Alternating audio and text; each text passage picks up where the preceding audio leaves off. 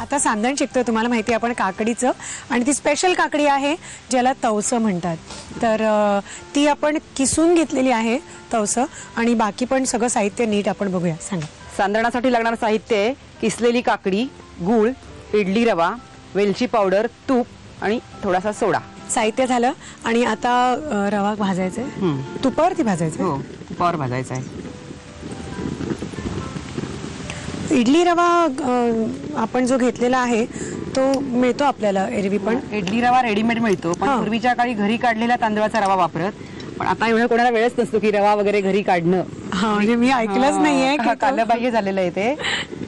तुम्हाला येतो काढता? नाही नाही, खरं शिकायला आई काढायची माझी. हा, तेव्हा मी ऐकलेलं आहे फक्त, पण नंतर मी इडली रवा एकदा वापरून पाहिलं की त्यांनी पण छान होतंय. मग कशाला म्हटलं, एवढं रेडीमेड मिळतोय ना बाजारात. बरोबर बरोबर.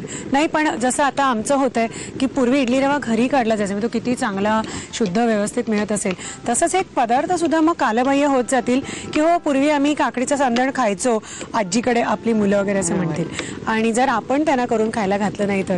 आणि म्हणूनच हा सगळा खटाटोप आहे की हे पदार्थ आपले कायम पुढच्या पिढीकडे, मागच्या पिढीकडून गेलेच पाहिजेत. तर म्हणून ते आपण सगळे दाखवतोय. तर आता हा भाजून झाला रवा, ह्याच्यानंतर मिक्सिंग. ह्याच्यानंतर मिक्सिंग. हा रवा जरा गार होईपर्यंत आपण काकडी आणि गूळ हे मिक्स करून घेणार आहोत. बरं, ठीक आहे ठीक आहे. रवा भाजून थोडासाच भाजायचा ना, असं काय पूर्ण भाजायचा? भाजला गेला पाहिजे, पण खमंग भाजायला पाहिजे असं नाही. शिऱ्यासाठी भाजतो तसा नाही ना. इडली रव्याचं काय असतं, ऑलरेडी तो उकडलेलं असतं तो, त्यामुळे एक प्रोसेस त्याच्यावर झालेली असते. ओके, म्हणजे तांदूळ आधी उकडून, उकड्या तांदूळाचा रवा असतो हा, उकड्या तांदूळाचा रवा असतो. ओके रवा ओके असतो तो. ओके, ठीक आहे. त्यामुळे एक प्रोसेस असते झालेली त्याची, त्यामुळे खूप भाजावं लागत नाही. हा, एरवी सुद्धा म्हणजे आपण जेव्हा इडल्या करतो तर तेव्हा इडली रवा वापरूनही छान होतात इडल्या. उडदाची डाळ आणि इडली रवा असं जर तुम्ही मिश्रण घेऊन इडल्या केल्यात तर त्या सुद्धा रवाळ आणि छान होतात.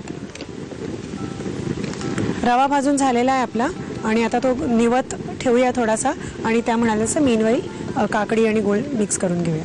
रवा भाजून झाला आणि आता मिक्सिंग करायचं आहे. आणि ही काकडी जी आहे ती आपली नेहमीची काकडी नाहीये, छोटी मिळते ती.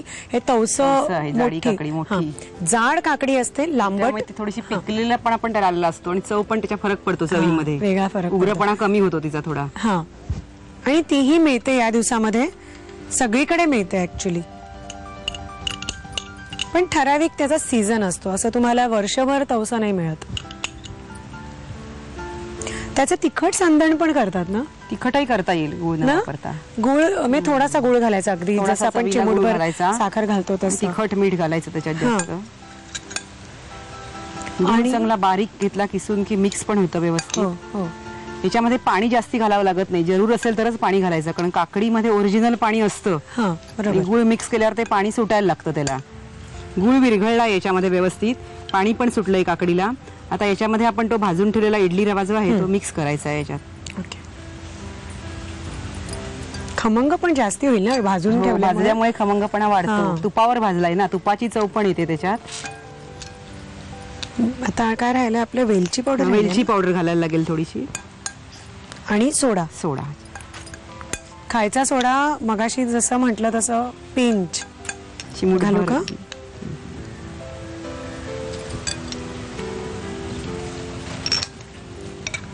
आणि हे ऍक्च्युअल पिंच घालू? हो, घाला.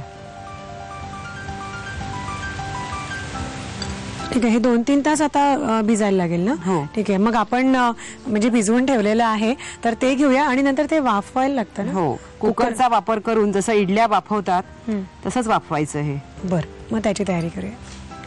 मिश्रण जे आहे ते तयार झालेलं आहे. आणि महत्वाची गोष्ट, एरवी आपण ग्रीसिंग करतोच तुपाचं, पण तुम्ही लोण्याचं केलंय. तुपाचं केलं तरी चालतं. हा, पण ह्यानी खूप छान फ्लेवर येईल ना? फ्लेवर येतो एक त्याला लोण्याने. मस्त. किती वेळ तुम्ही कुकरमध्ये ठेवणार? हे 10 मिनिटं लागतात त्याला वाफवायला. 10 मिनिटं. शिट्टी काढून कुकरची शिट्टी काढून मग ते ढोकळा कसा वाफवतो आपण, तर तसं साधारणतः ही ताटली आता वाफवायला आपण कुकरमध्ये ठेवायची. आता हे मिश्रण आपण कुकरमध्ये वाफ काढायची. कुकर आलेलं आहे, आपण पाणी नेहमीसारखंच खाली पाणी घातलेलं आहे, कुकर शिट्टी काढलेली आहे. ठेवायची. आणि किती मिनिटं म्हणाला? 10 मिनिटं लागतील वाफवायला. ठीक आहे. तर हे दोन्ही म्हणजे आता हे तयार झालेलं आहे. आता ह्याच्यानंतर तुम्हाला साहित्य आणि कृती लगेच लिहायला पाहिजे, तरच ते बनवता येईल.